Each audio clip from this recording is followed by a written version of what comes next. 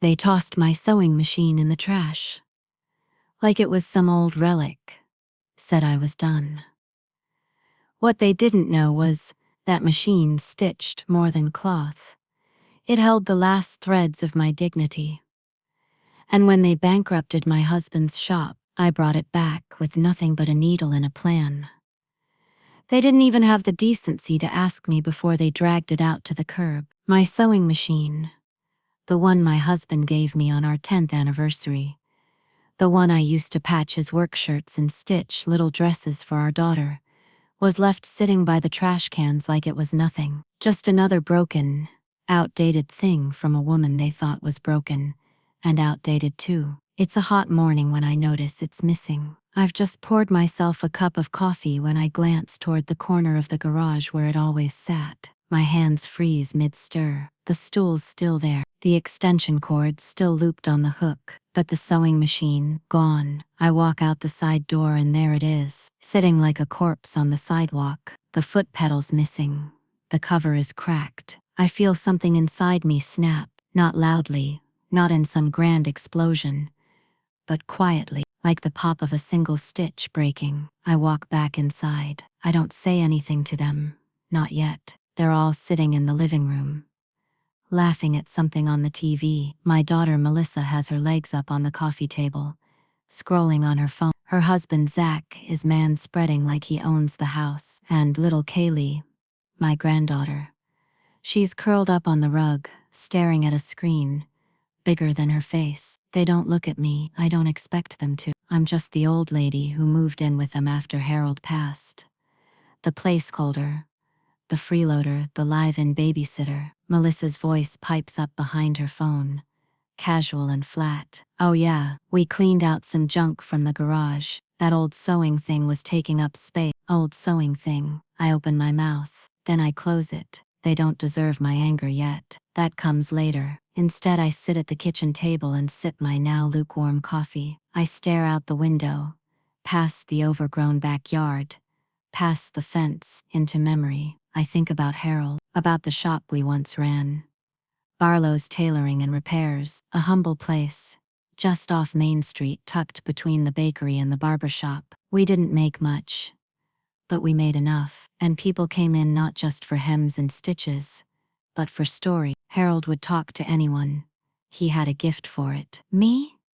I worked behind the scenes, at my machine, quietly, steadily, patching things back together. The shop folded 3 years after Harold passed. Melissa said it wasn't sustainable. Zach convinced her to sell it to pay off their condo loan. The day they signed the papers, Melissa told me, "It's just business, Mom, just business." And now they've tossed my last piece of it to the curb. That night, I lie awake, long after the rest of the house is gone quiet. I stare at the ceiling fan spinning in slow circles, and think about what they really threw away. Not just a machine, not just metal and gears.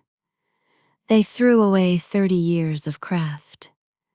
They threw away me. And I realize I let them. That's the moment everything changes. I don't sleep much after that. I wake early and head out to the garage with a flashlight. The machine is still there, sitting like a shamed pet. I carry it back in, piece by piece, careful not to wake anyone. I clean it. I oil it. I dig out a missing pedal from a donation bin in the church basement and splice it in myself. I watch YouTube tutorials when I don't understand something. I fix it, and the minute the motor hums back to life, a soft sputtering buzz, I feel something in my chest unspool, like a breath I'd been holding for years. The next day, while Melissa and Zach are at work and Kaylee is at school, I start sewing. At first, it's just for practice. Old pillowcases, torn jeans, bed coat in the closet missing 3 buttons. Then it becomes more. I start experimenting. Patterns, aprons, dog vests, a few tote bags. Then I start selling, quietly, one piece at a time, on Etsy, at the Sunday craft market, through my old friend Lorraine at the church. Cash only, all under their radar. It's not about the money. Not really. It's about the hum, the feeling, the rhythm of foot to pedal, needle to thread. It's about knowing I still have something to offer, that I'm not just some old burden waiting to be pushed aside. One evening, Kaylee peeks into the garage and sees me stitching a sunflower apron. "Grandma, can you teach me that?" she asks, eyes wide. I smile. "Of course, sweet pea. But don't tell mommy yet, alright?" She grins. "Okay, our secret." It becomes our little thing. Every Tuesday and Thursday afternoon, I teach her while dinner simmers inside. Her tiny fingers stumble at first, but I guide her gently. She tells me stories about school while she sews, about her favorite teacher, the girl who steals crayons, the boy who eats paste. I listen, and I stitch, and I plan, because I haven't forgotten what they did to Harold's shop. I haven't forgotten how they tossed out what mattered. But I'm not interested in confrontation. I'm interested in closure. It happens 2 months later. Melissa comes home with tears in her eyes. The boutique she co-owns with a friend, some overambitious suburban interior design firm, has gone bankrupt. The rent's behind. The accounts are overdrawn. I don't know what to do. She sobs at the kitchen table. Zach shrugs. "We'll figure it out." They always say that. "We'll figure it out," but it always means I'll bail them out. Not this time. This time I'm already ahead of them. That night, I retrieve a key from a box beneath my bed, an old brass key. It used to unlock the front door to Barlow's tailoring. I never gave it up, because I never gave up the lease. I know that probably sounds foolish, sentimental, but after they sold the business, I couldn't let it go. So I talked to Mr. Patel, the landlord, and I paid the monthly minimum from my pension, just enough to keep it legally mine. Every month for 4 years. Melissa called it wasteful. I call it vision. The next morning, I return to the shop. It's dusty. It's hollow. It smells like memory, but it's mine. I bring the machine. I bring my threads. I bring a vision. I bring Kaylee too. She hangs a hand-painted sign in the window, stitched by Barlow, repaired by hand, reclaimed by heart. And just like that, the story begins again. The keys still click in the lock, like they remember me. That's the first thing I notice when I walk into the old shop again. The second is the silence. Not a sad kind of silence, but a warm, waiting one, like the space has been holding its breath, just hoping someone would come home. The dust greets me before anything else. It's thick on the windowsills, clinging to every shelf and corner like time's blanket. But beneath that, I see what still remains. The old counter where Harold used to ring up customers. The iron rack where we used to hang pressed suits. The pegboard still full of little metal hooks, empty now, but not for long. I roll in my sewing machine, the very same one they threw away, and I place it right in the front window. This time, it doesn't hide in the corner. It's front and center, just like it always should have been. By the time Kaylee arrives with her little backpack full of hand-painted signs and brushes, I've already swept the floor, dusted the shelves, and wiped down the walls with lemon oil. My back aches, but I don't complain. I feel alive. Kaylee tapes a cardboard sign to the window. Her handwriting is a little crooked, but the message is loud and proud. "We fix what matters." She looks up at me with those wide brown eyes and says, "Grandma, can we really fix all this?" I squat down to her level, take her hands in mine, and say, "Sweetheart, if it's made of thread, there's nothing we can't repair." That becomes our motto. We open quietly. No fanfare, no grand announcement. Just a sandwich board on the sidewalk and word of mouth. Lorraine from church is our first customer. She brings in a hemmed tablecloth that belonged to her mother. Then Mr. King from the hardware store brings in a work apron with a torn pocket. They don't come for the novelty. They come because they remember. They remember what it meant to have someone take care in the details. Someone who didn't just fix things, but understood their value. I work slow, deliberate. One repair at a time. Kaylee helps sort buttons, sweep the floors, and draw little thank you cards we tuck inside every finished order. Her favorite is a little cartoon of a smiling needle and thread with speech bubbles. Mended with love. After 2 weeks, I get a call from Elise, a local business reporter who heard about us through a customer. She wants to do a feature on reviving small-town craftsmanship.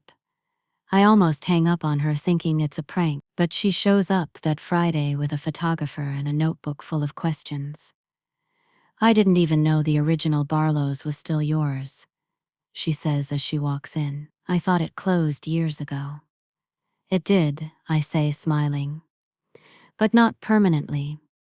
I just let it nap for a while." That article changes everything. Suddenly, people are showing up every day. Someone brings in a wedding dress their grandmother wore. Someone else needs a memory quilt stitched from their son's baby clothes. A woman with tearful eyes brings me her late husband's old flannel, threadbare and torn, and asks if I can make a pillow from it. Every item that comes through the door has a story, and I honor each one. Meanwhile, back at Melissa's house, the cracks are starting to show. I only know because Kaylee tells me things when we sew together after school. She says her dad's been fighting with mommy. That money's tight again. That mommy said they might need to downsize. I don't say anything.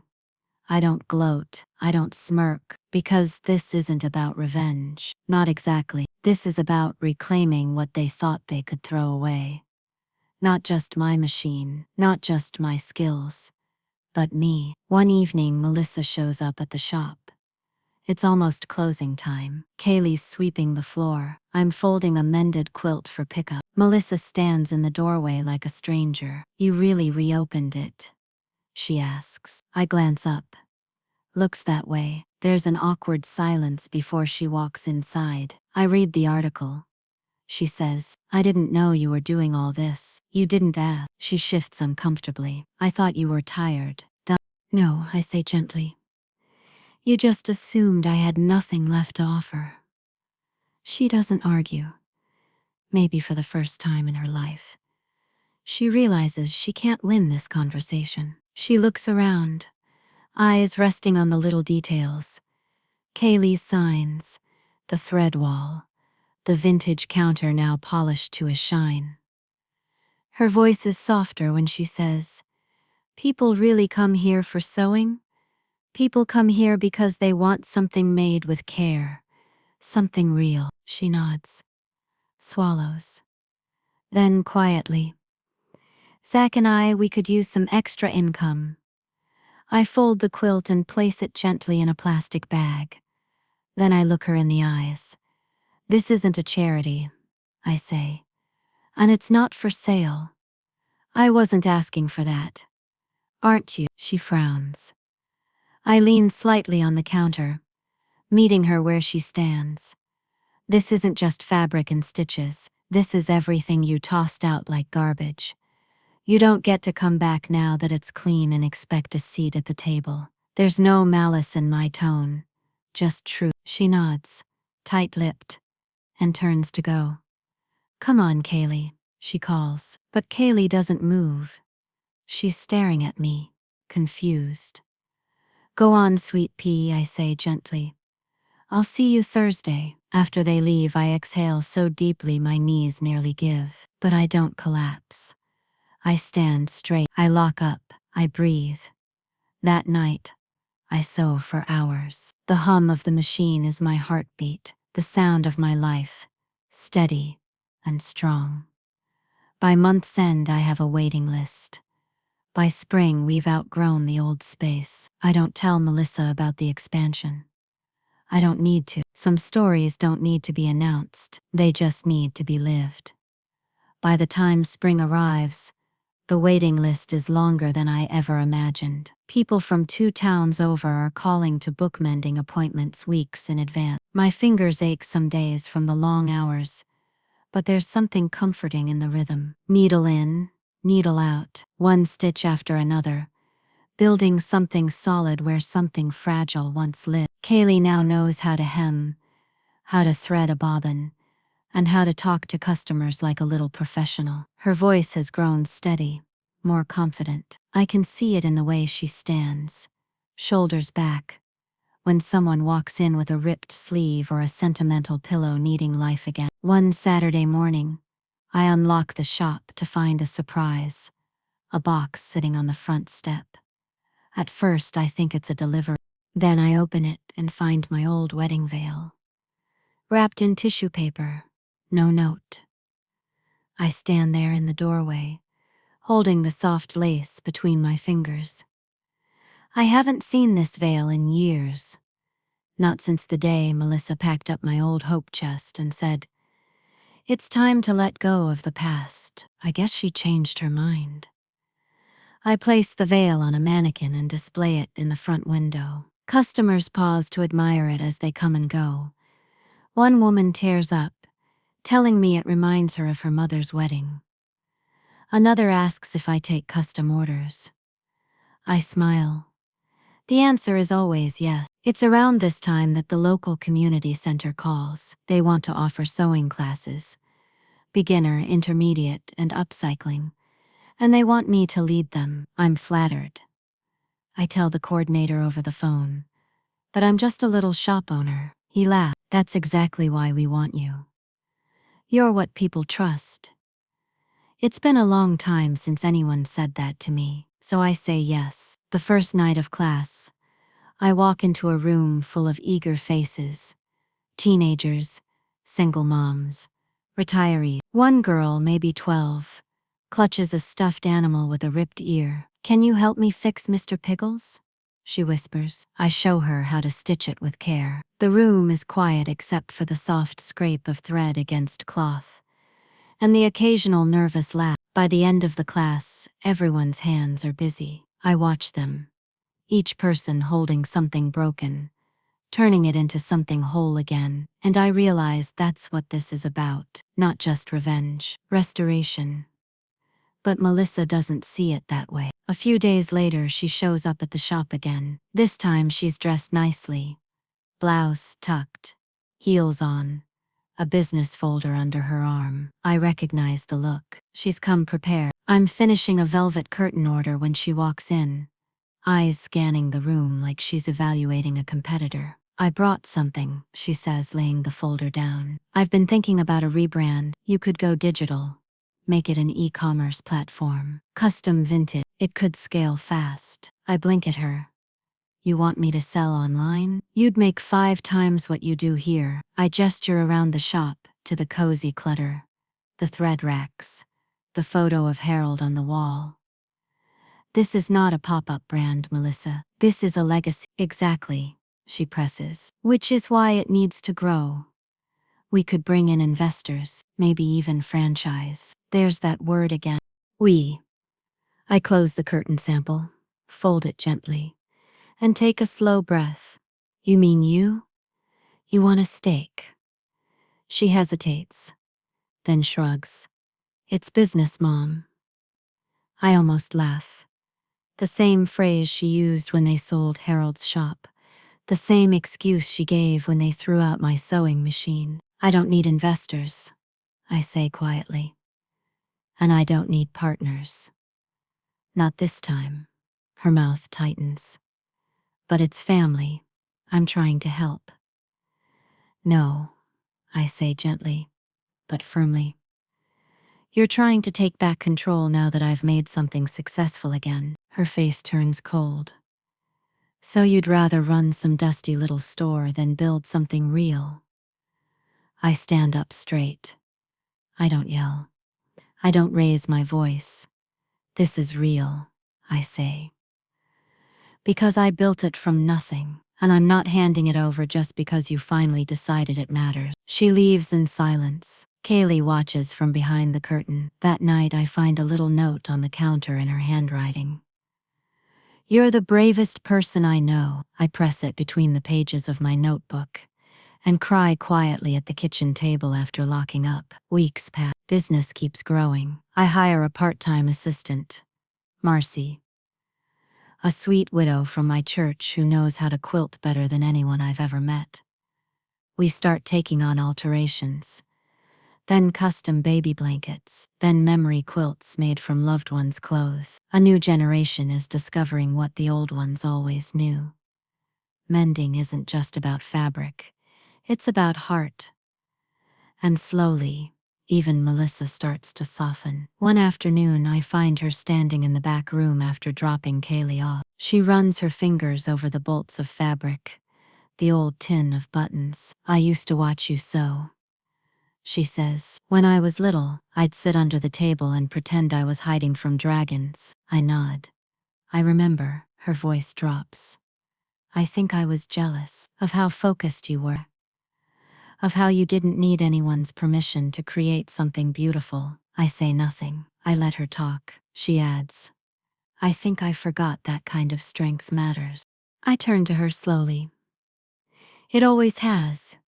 You just didn't see it until now." She nods. Then, just as she turns to leave, she says, "I won't ask again about the business, but I'd love to bring Kaylee in to learn more. Maybe every Saturday." I nod. Not forgiveness, but progress. That night, I sit by the window, watching the streetlights glow. My machine is quiet beside me, resting for once. I sip tea, feel the warmth in my chest, and realize something profound. They thought they could throw me away, but all they did was give me space to grow. If you had told me a year ago that people would be asking for me at city events, I would have laughed you right out the door. But here I am, standing behind a folding table with a needle in one hand and a microphone in the other, teaching a workshop called Stitching Your Story. There's a sign above me with the shop's name painted in soft lavender letters, and a line of folding chairs filled with people. Some young, some gray-haired, all curious, and sitting in the front row, beaming like the sun, is Kaylee, wearing her little denim apron with a thimble stitched on the pocket. My heart feels full. I've given talks before, quilting circles, church potlucks. But this is different. This is public. This is the world seeing me not as an old woman who should stay quiet and knit quietly in the corner, but as someone who built something, someone who matters. I tell them about my first patch job.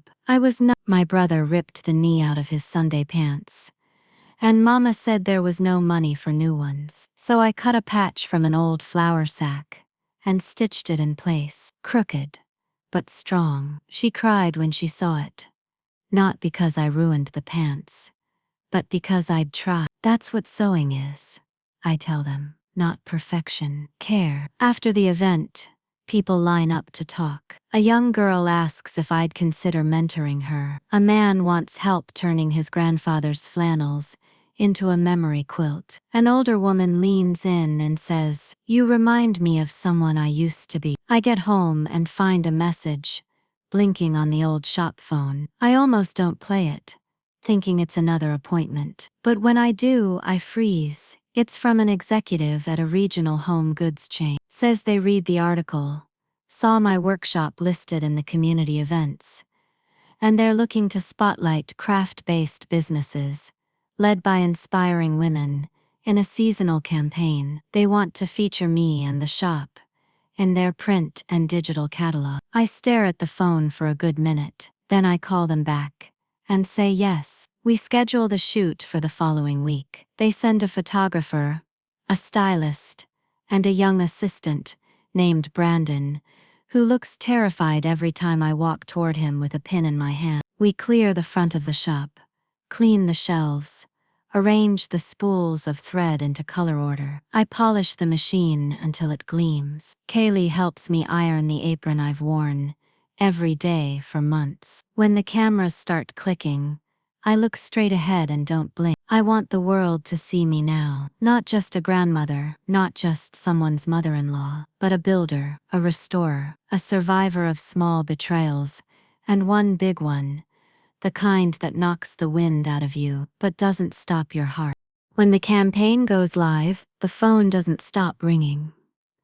Orders come in for memory bears, custom quilts, even requests for mail-in repairs. The shop is alive again, more alive than it ever was. And I'm not doing it for the money. No, I'm doing it because every stitch feels like reclaiming the voice they tried to silence. One afternoon, Melissa shows up with Kaylee for her usual weekend sewing time. But this time, Melissa lingers. She walks through the shop slowly, running her hand along the fabric bolts, pausing in front of the wedding veil displayed in the corner. "I forgot how much I used to love this place," she murmurs. "I fold a piece of denim. You were always watching, even when you pretended not to." She doesn't deny it. She glances toward Kaylee, who's threading her first solo machine. "She's better with a needle than I ever was." "You could still learn," I say, not unkindly. She chuckles. "I think my stitching days are behind me. I don't push. I just know." Then she turns to me, serious. "I've been meaning to say something about the business, about before." I hold my breath. She goes on. "I was wrong. I let my pride tell me you didn't matter anymore. And I regret it. You didn't deserve that." There's silence for a moment, long and soft. Then I nod. "Thank you," I say. Not because it erases what she did, but because sometimes acknowledgement is enough to let peace begin. That night, Kaylee stays late helping me close up. She insists on sweeping the floor herself and triple-checking the button bin. Before we leave, she turns to me and says, "Grandma, if I ever own something when I grow up, I want it to feel like this." I kneel down to meet her eyes. "It will, because you'll build it with care, not just for money, but for meaning." And I know she understands. The campaign spreads further than we expected. A local news channel does a segment on us. Then a podcast interviews me. Then someone starts a TikTok series showing my memory quilts. I get letters, dozens of them. One from a widow in Nebraska who used to sew with her sister before she passed. One from a young mother in Chicago who said she watched my interview while nursing her baby and cried when I talked about sewing as saving. One from a teenager who wants to volunteer on weekends just to learn how to stitch something that matters. And for the first time in my life, I feel more than just seen. I feel heard. And still, the best moment of all comes quietly. A soft Sunday morning, just after breakfast, Melissa comes to the shop holding something carefully wrapped in brown paper. "I thought you might want this," she says, placing it on the counter. I unwrap it slowly. It's Harold's old shop sign, the wooden one we hung outside when we first opened in 1975. It's scratched and weathered, but the lettering is still there. "Barlow's fine work, fair hands." I run my hand across it, blinking away tears. "I found it in the garage," she adds. "I don't know why I kept it, but I think it was waiting for you." I take the sign gently and hang it in the front window, not as a memory, but as a marker, a declaration that everything they discarded came back stronger. That evening, I sit in the shop alone. The lights are soft. The machine is silent. The air is warm. I sip my tea and look around. The shelves, the photographs, the buttons and thread, everything stitched together again, including me. The day I got the letter from the county business committee, I thought it was a tax issue. My heart jumped a little when I saw the envelope, thick paper, county seal, my name spelled out in full, like I was in trouble. But when I opened it, I had to sit down. They were giving me the Resilience in Small Business Award. Apparently, someone had nominated me, anonymously. I had to read the letter twice before it sank in. Not just because of the honor, but because I realized someone out there had watched everything I rebuilt and saw me. They saw past the wrinkles and the soft voice. They saw the late nights, the aching hands, the early mornings, teaching Kaylee to rethread the bobbin. They saw a woman with thread and courage, and no one standing behind her but herself. I'd spent so many years being background noise in my own family's story, but now, my name was going on a plaque, and this time, no one else would take credit. The award ceremony was set for the end of the month, and Kaylee insisted on helping me pick out a dress. We stood in front of my closet for over an hour, before I finally settled on a soft navy blue wrap dress that had lived untouched for years. Kaylee said I looked like someone who runs the world. That night, as I stood in front of the mirror, pinning my brooch just right, something shifted in me, not pride exactly. Something deeper, validation. For the first time in a long time, I saw myself the way Harold used to look at me from across the sewing table, like I was the quiet backbone of everything good. The night of the event, the town hall auditorium glows warm with soft yellow lights and gentle chat. I sit quietly, hands folded in my lap, surrounded by other small business owners, farmers, teachers. Kaylee sits beside me, legs swinging under her chair. And just before the announcement is made, Melissa walks in. She's alone, no clipboard, no sales pitch, no folder full of glossy branding ideas. Just her in a simple olive green blouse, hair tucked behind her ears. Face calm. She sees me, smiles, takes the seat on my other side. "I wasn't sure I should come," she whispers. I nod slightly. "I'm glad you did." The speaker at the podium, a sharp-dressed man in a gray suit, calls my name, and the applause that follows knocks the wind out of me. I stand slowly, heart pounding, and walk up the stairs to the stage. There's no need for a big speech, just a few words. I built this with a needle and thread, but it was stitched with something stronger: belief. Thank you for seeing me. That's all. The crowd claps again, longer this time. I don't cry. Not yet. That comes later. When I return to my seat, Kaylee hugs me tight around the waist. Melissa wipes her eyes and says, "You did it, Mom." "No," I say softly. "I just finished what they thought was already over." The next few weeks feel like a gentle afterglow. People come into the shop just to say congratulations. Someone leaves flowers by the door. A former student from my first sewing class sends a card with a photo of her first quilt saying, "You reminded me I could create." But not everyone is thrilled. One afternoon, a knock comes at the back door of the shop.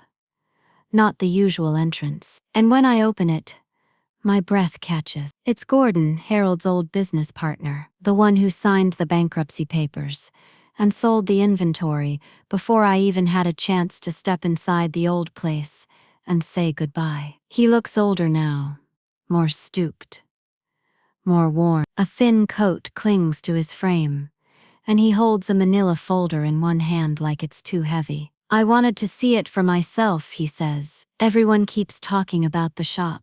I don't step aside to let him in. He peers over my shoulder, into the bright storefront filled with threads and memory bears and sunlight. "You did good," he adds after a pause. "Real good." I fold my arms. "Why are you really here, Gordon?" He sighs. "I wanted to return something." He holds out the folder. I take it.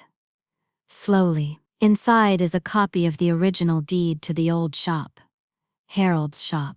"It still had your name on it technically," he mutters. "I just never filed the paperwork after the liquidation." I glance up sharply. "You never filed it?" He shrugs. "I was going to, but guilt's a strange thing." My fingers tighten on the folder. "Why now?" He looks at me, eyes tired.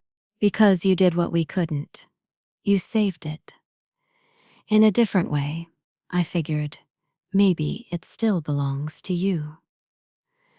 I say nothing.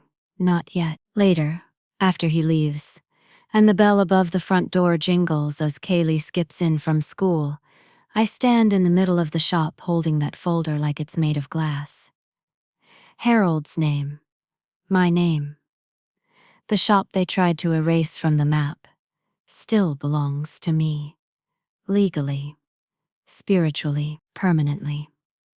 Melissa comes by that weekend to drop off Kaylee. She sees the folder on the table and her eyes widen. You got it back, I nod. Are you going to reopen the old location? I smile. No, I don't need the building. She tilts her head. I set the folder down and press my hand gently to my chest. I already rebuilt what mattered. Right here. She looks down. Then, softly, she says, I used to think I knew everything. That business was about scaling fast, monetizing, optimizing. But I've never seen anyone make people feel the way you do when they walk into this place. Because it's not about selling, I say. It's about stitching. She nods. Kaylee wants to take over the shop someday. I smile. I know. That night, I sit by the sewing machine, the same one they tossed out, now restored, shining beside me like an old friend, and I start stitching a new piece, not for a customer, not for money, just for me. A quilt of old patterns and new colors, some rough, some soft, stitched together with quiet defiance and lasting grace, because in the end, they thought they buried me under their decisions, but all they did was give me soil, and I grew. There's a kind of quiet revenge that doesn't shout. It doesn't come with fireworks or slammed doors. It doesn't need courtrooms or confrontation. It's the kind that settles in your bones, makes your tea taste a little sweeter, and lets you sleep all the way through the night without clenching your jaw. It's the kind I'm living now. The shop has become more than just a business. It's a beacon. People come in not just for repairs or memory quilts. They come in to feel something familiar, something warm, something steady in a world that keeps asking us to move faster, speak louder, chase bigger. I give them slowness. I give them care. I give them hand-stitched dignity. But the world outside my walls doesn't forget, and I haven't either. One chilly morning, I get a call from a reporter from a local business column. She wants to do a follow-up piece. The same woman who wrote the original article after the community workshop months ago. She says she heard a rumor that the original Barlow's building was never officially transferred out of my name, that it might in fact still be mine. I hesitate before answering. She presses. I think it would be a great angle. Legacy, family, recovery, and of course, the twist. The twist. That's what they always love. I tell her to meet me at the old location the following Friday. I arrive early, folder in hand, dressed in the same navy wrap dress I wore to the award ceremony. The air is crisp and the light hits the faded sign above the awning just so. It still reads Barlow's, the lettering now cracked and worn, but stubbornly hanging on. Like me. The reporter shows up with a photographer and a microphone pinned to her lapel. We walk through the old building together. It's empty now, echoey. Dust catches the sunlight in long beams. The wooden counters Harold built with his own hands are still intact. I tell her the truth, that when the old shop was gutted and liquidated, no one bothered to officially remove my name from the deed. That after months of rebuilding a new business from scratch, using scraps, stories, and a sewing machine they threw out like garbage, I was handed back the very building they said I was too old, too broken, too outdated to run. She nods, taking notes furiously. But you're not reopening this place? She asks. No, I say, walking toward the front window. I'm going to sell it. Her eyebrows raise. To who? I turn and smile. To someone who needs it more than I do. Because here's the final stitch in this story. I found a young woman, a single mother named Delia. She was laid off during the pandemic and has been trying to start a small tailoring business out of her garage. Her work is exquisite. Her hands are magic. but no one would lease her space without a guarantor. So I called her, told her I'd seen her online portfolio, and I had a proposition. She cried before I even finished. We meet later that week, and I hand her the keys. No strings, no rent. Just a $1 bill so it's legal. I'm not giving you a handout, I say. I'm giving you what should have been given to me a long time ago. A chance. She hugs me so tight my bones creak. And just like that, the old building has a future again. And the past no longer gets to be the loudest voice in the room. That weekend, Kaylee and I sit in the shop together, finishing a large memory quilt commissioned by a woman who lost her son. Each square is from one of his favorite shirts. Denim, flannel, band tees, and a patch from his army uniform. Kaylee's little fingers move carefully, her tongue poking out slightly in concentration. She pauses. Grandma? Yes, baby. Do you think I could teach sewing someday? I look at her, all 8 years of fierce sweetness and quiet brilliance. You already are, she grins. Melissa stops by just before closing. She brings a basket of cinnamon scones and sets them on the counter. I read the new article, she says. I raise an eyebrow. Did you like the twist? She laughs. I did. And I think Dad would have too. For the first time in a long while, we talk, really talk, about Harold, about the mistakes we both made, about the difference between building a business and building a life. I tell her the story about giving the old shop away to Delia, and for once, I see no judgment in her eyes, just respect.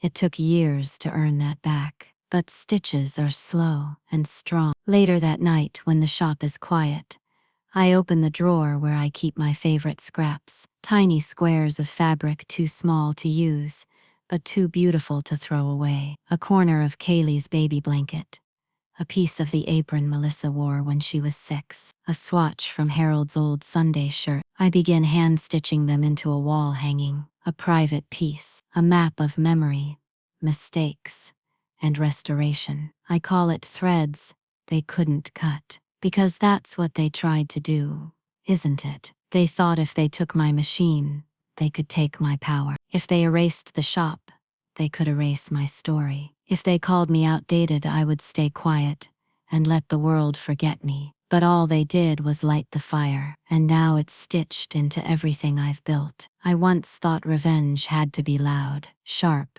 flashy, a storm that knocks down the house. But standing here now, watching a little girl stitch her first buttonhole beside me, while her mother sips tea in the corner, I realize revenge can be quiet. It can be slow. It can look like peace. Kaylee helps our young visitor steady the fabric under the needle, her voice soft and encouraging. I sit back, hands folded in my lap, and let them work. The old sewing machine hums gently in the background. The one they tossed into the dumpster. The one I pulled out and restored, bolt by bolt, stitch by stitch. It still works like a dream. I still remember the day I found it sitting beside the trash cans. Melissa's husband yelling something about junk taking up space. I remember the sting in my chest, the way my hands trembled as I pulled it from the rain. I didn't cry then, but I cried later. Now that machine sits on a polished oak table, surrounded by photographs, medals, and memory quilts. It's not just a machine, it's a monument to everything they tried to erase.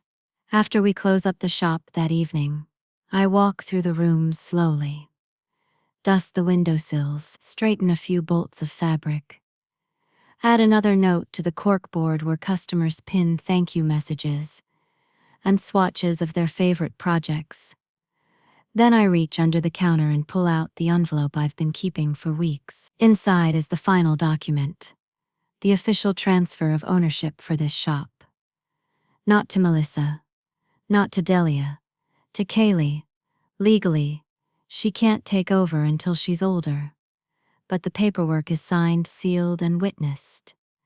It will sit in the fireproof safe with everything else until she's ready. But this isn't just a technicality. It's a promise. This business began with Harold's hands. It was saved by mine, and it will continue through hers. The next morning, Melissa arrives with cinnamon bun. She doesn't knock anymore. Just walks in, ties on an apron, and takes over the register like she's done it every day of her life. We've found a rhythm now, not as mother and daughter locked in stubbornness, but as two women learning how to stand beside each other again. You know, she says while dusting off a shelf, I read through your old ledgers last night. You kept everything. I remember everything. I reply. She nods, biting her lip. I'm sorry I didn't ask for your input when we closed the old shop. I thought I was helping. I know you did, I say. But helping someone out of the way isn't help. It's control. Melissa swallows, then quietly says, thank you for building this again, even after what we did. I give a soft smile. I didn't do it after you broke it. I did it because you broke it. She stares at me, processing that. It's not meant as a jab. It's just the truth. Pain is fuel, if you know how to stitch with it. Later that week, I get a letter from the Regional Craft Guild. They want to feature me in a national exhibit called Makers Who Matter, a traveling collection of artisans who shaped their communities after facing hardship. I laugh out loud when I read it. Then I frame the letter and hang it in the front window, next to Harold's old wooden sign, Barlow's fine work, fair hand. The night before the exhibit opens, Kaylee and I sit on the porch of the shop with mugs of cocoa, wrapped in the memory quilt we stitched together over the past year. Each square tells a piece of the story. The first needle I ever owned, a patch from Harold's collar, a scrap of the dress Melissa wore to her 5th grade recital, the corner of the apron Kaylee now uses every day. I rest my hand over the stitches. I used to think my life was over when they tossed this machine out, I say softly. I thought I'd never feel useful again. Kaylee leans her head against my shoulder. You built something better. I built something no one can take. And it's true. This isn't just a shop anymore. It's a haven. A legacy. A soft rebellion against everything that said I was too old, too sentimental, too stuck in my ways to matter anymore.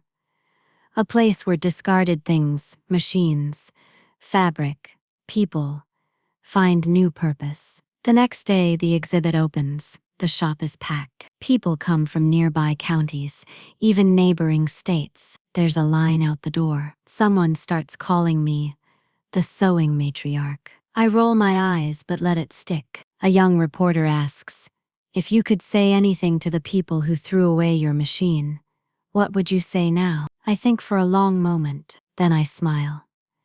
I'd thank them. They gave me the thread. The next year, Delia expands into the back unit of her new building. She hires 2 seamstresses and starts offering apprenticeships. Her business is thriving. Melissa launches a social media campaign called Stitched with Care, featuring stories from customers who've had memory quilts made. It goes viral. And Kaylee, she starts designing her own patterns. At age 10, she says they're like secret maps. Each one tells a story. And my story ends like this. With soft lights in the window. With the hum of a machine that never should have survived. With the whisper of fabric as it's guided beneath a steady hand. With a life stitched back together. Not the same as before, but somehow stronger, fuller, more mine. Because the truth is, they tried to throw me out like a broken tool, but I stitched their arrogance into my legacy. And every person who walks through my door knows, you don't toss out something just because it's old. Not when it still has work to do. Not when it still holds story. And certainly not when it still remembers how to fight back, stitch by stitch.